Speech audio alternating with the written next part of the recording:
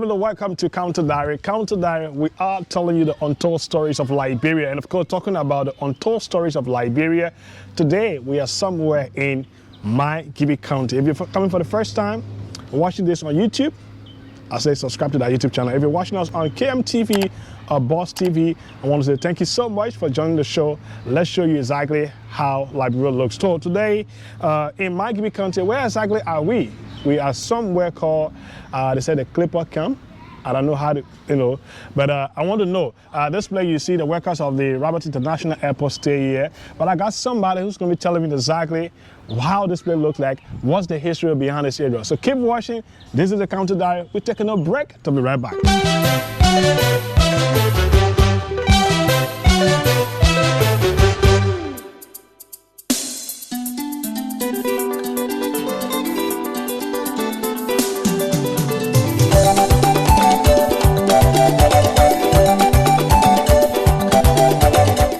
Okay, guys, so welcome back to the show. Like I told you, and we'll be talking to someone who understands, who knows the history of this area. How are you, sir? Welcome to the Counter Diary. Thank you. Good afternoon, and I'd like to say good afternoon to the folks in Media Land. Thank you so much. So my name is Emmanuel Kotti. What's your name? So I'm Prince S.D. Male Senior. Okay, you live here? Yes. Okay, so I understand those who live here, either they are here with their, family members, the people who work at the Rabat International Airport. Sure.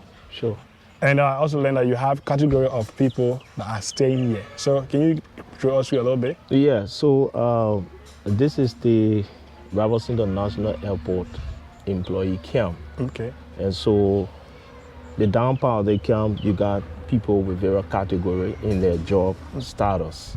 So you have people ranging from assistant manager, senior supervisor, and managers, department managers. And so the upper part of the camp, although you have people with a certain level employee, ordinary employee in various department. And so that place is called the old Clippers camp. And this side of the camp is called the new Clippers camp, where you have people with different category of positions. All right, so we're just trying to walk around a little bit to showcase the place there. And there are a lot of things about Liberia. The Rabat International Airport itself got a history of the World War II. And then, but we want to know how long have you been living here?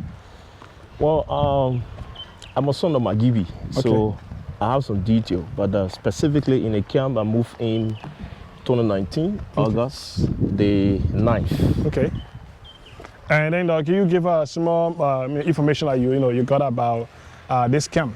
Okay, good. So when by history, between the period 1943 to 1945, you have the Rabat International Airport was used as a transiting point for the U.S.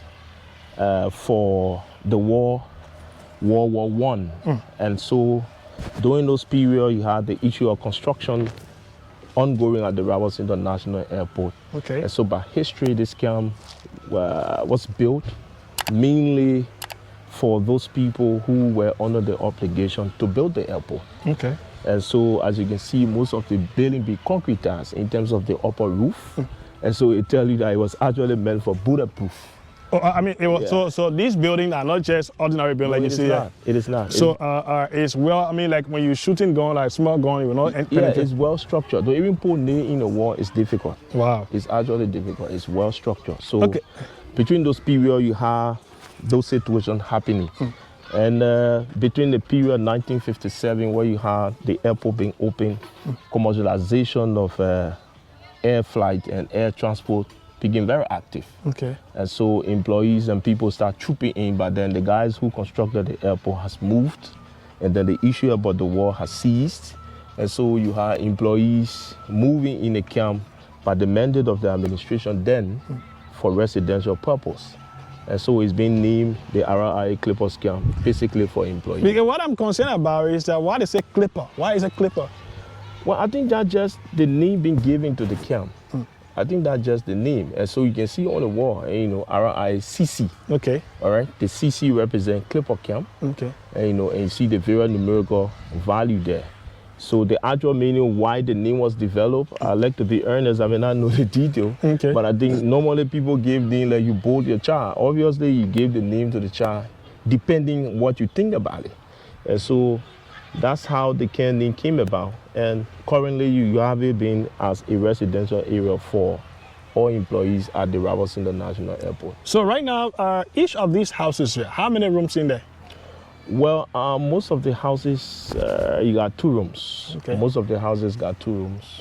2 rooms, yeah. So there's some of us who being able to attach, for comfort, attach our own bathroom, and, inside bathroom in it. So you see most of the houses down here, people being able to attach their own bathroom.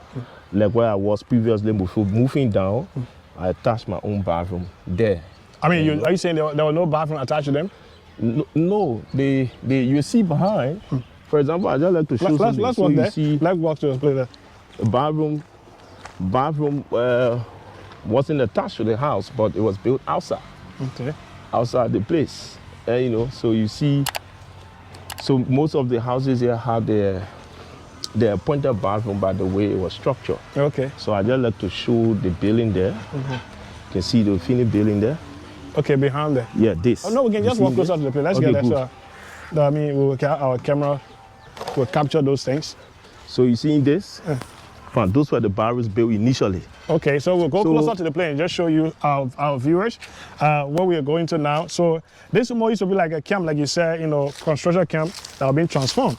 So it means that most of these houses were assigned with this bathroom, so you know where to go. Yes, so they assign you with yours, and then you know where to use. So you see the number of rooms. Okay. So for instance, you see the colleague who might be moving in here, he's trying to attach his own bathroom. Okay. And kitchen. So it is about making your own comfort, fix it, and to your liking, to your comfort. So that is how it is. So years back, you don't find employees using the bathroom. Most of the houses they got their self bathroom now being attached by the various person who moved in. So Prince, I mean, like you do you really have an idea as to the number of employees that currently live here? I will not be specific, but given the number of houses, I think we got over 50.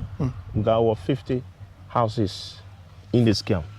So it means we should have over 50 family heads. I'm not discussing dependent. Wow. Over 50 family heads. So with that, it means that you have pretty close to over 200 persons in this place. Sure. And then including family members. Okay. They even want to say that including family members. Okay. Yeah. And but back in the days, how was it structured like? I mean, was it like you had different facilities like electricity? Yes, before. Oh yes, before. Past administration, even during the Erling administration, under one of the managing director, we had one April Simmons, we had electricity. Under his administration, we had electricity. Bishop Clay came, he started it, but then the airport is being managed by fuel consumption. So to be filling the camp at the same time, filling the airport, so there were a lot of constraints. So the process could not actually continue. So you see, most of us now, like for me, I'm using solar panel. Okay. Yeah, so I got solar panel to use. At your own cost? Yes, not only company cost, at my own cost. So I'm using solar panel system at my house. Okay. And so most of the colleagues here are using community current, for comfort. Because to be honest, like I said, it was actually not built for lodging. And so the seating of it is actually sealed with cement. So during the dry, they're massive heat. Okay. A massive heat. So the only time you feel comfortable, you have to have probably air conditioner or your fan. So somebody want to know how is life like here? No, it's good. The fact that people move their normal way is good. People move their normal way. You see the distance from here to the airport is easier to commute. At times, people walk to go to the airport. If you're getting a motorbike, just try it. It's $50 Liberian dollars. $50 Liberian dollars. So on the day basis, it's just $100 for the transportation. So it's good. There are no much constraint. There are no much constraint in terms of moving to go to work. And it lessened the burden, of course, in terms of renting. Okay. All right, it lessened the burden, of course. So if you are renting place and you have a family size of 6, 8 persons, then obviously you need something a three bedroom, and where you might be paying some places decent house, you might be paying up to 150.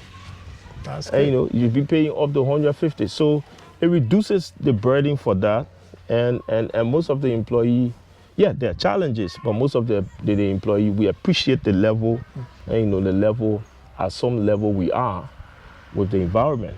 There are a lot of folks out there who, outside the country, that had the opportunity to live here once upon a time.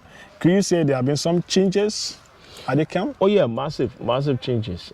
Like I said to you, during those years, this place was not used for ordinary employee. Okay. So some of those people who left, already in the 80s, the 70s, they'll be privileged to know that the place being used now by the ordinary employee. Oh, okay, so you want for the big shot. By the ordinary employee, who work at the airport.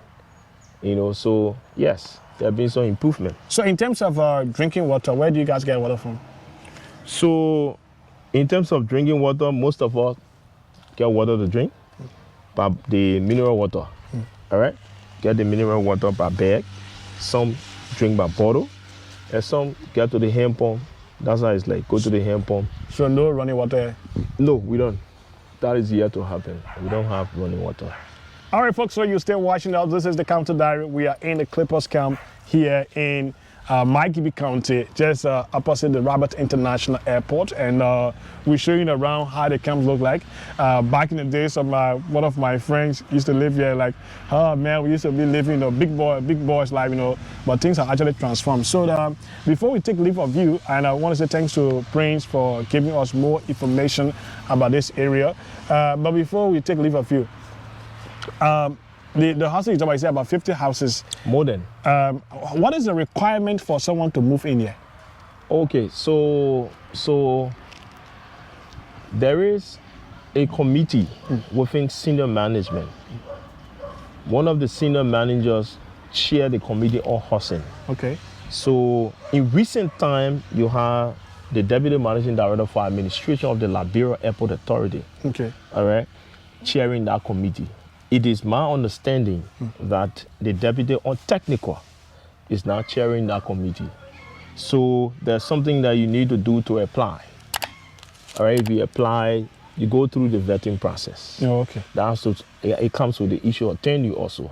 The number of years you've been to the place.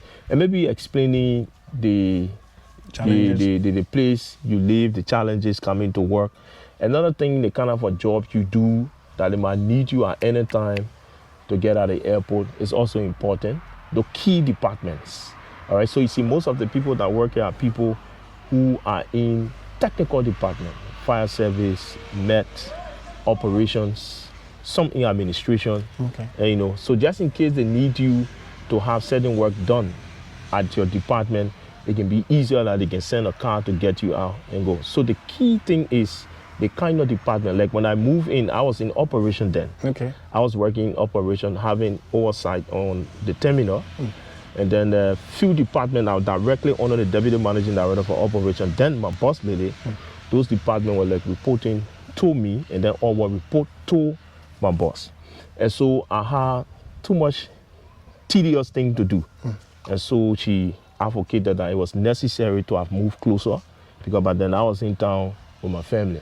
So that's one of the things that led to me getting the house.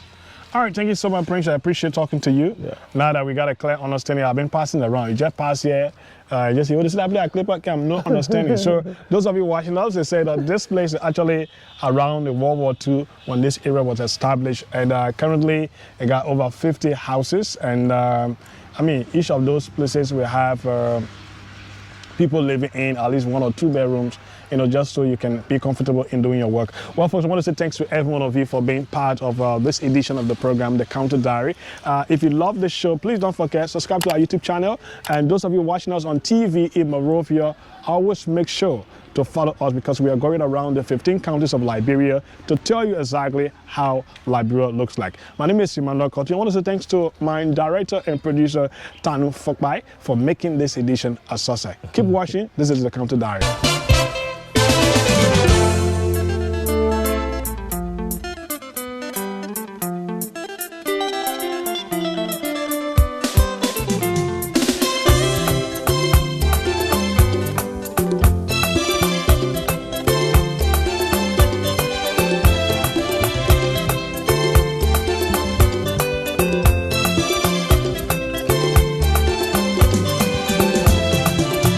Musulu, Aichichaba.